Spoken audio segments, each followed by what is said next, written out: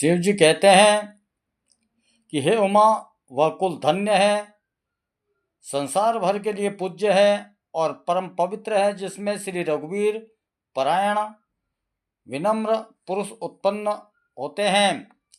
मैंने अपनी बुद्धि के अनुसार यह कथा कही, यद्यपि पहले इसको छिपा कर रखा था। जब यह कथा यद्यपि पहले से छिपा कर रखा था, जब तुम्हारे मन में प्रेम की अधिकता देखी, तब मैंने श्री रघुनाथ जी की यह कथा तुमको सुनाई। यह कथा उनसे न कहना चाहिए जो सट और धूर्त हो, हठी स्वभाव के हो और श्री हरि की लीला को मन लगाकर न सुनते हो। इनके सामने यह कथा नहीं कहना चाहिए। लोभी, क्रोधी और कामी को जो चराचर के स्वामी श्री रामचंद्र जी को नहीं बसते, यह कथा नहीं सुनानी चाहिए। ब्राह्मणों के द्रोही को यदि वह देवराज इंद्र के समान ऐश्वर्यवान राजा भी हो, तो भी यह कथा कभी नहीं सुनानी चाहिए। श्री रामचंद्र जी की कथा के अधिकारी वे ही हैं जिनको संत संगति अत्यंत प्रिय है, जिनकी गुरु के चरणों में प्रीति है, जो नीति परायण है और ब्राह्मणों के सेवक हैं।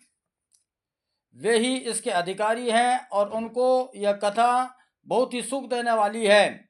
जिसको श्री रघुनाथ जी प्राण के समान प्यारे हैं, जो श्री रामचंद्र जी के चरणों में प्रेम चाहता हो या मोक्ष पद चाहता हो, वह इस कथा रूपी अमृत को प्रेम सहित अपने कान रूपी दोनों के लिए प्रिय है। गिरजे, मैंने कलयुग के पापों को नाश करने वाली और मन के मल को दूर करने वाली राम कथा का वर्णन किया। यह राम कथा जन्म मरण रूपी रोग के नाश के लिए संजीवनी जड़ी है। वेद और विद्वान पुरुष ऐसा कहते हैं। इसमें 7 सुंदर सीढ़ियां हैं और रघुनाथ जी की भक्ति को प्राप्त करने के लिए मार्ग है, जिस पर श्री हरि की अत्यंत कृपा होती है। वही इस मार्ग पर पैर रखता है। जो कपट छोड़कर यह कथा गाते हैं, वे मनुष्य अपनी मना कामना भी सिद्धि पा लेते हैं।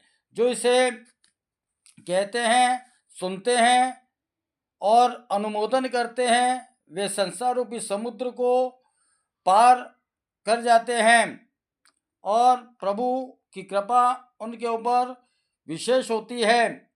वे हर संकटों से, समस्याओं से पार हो जाते हैं।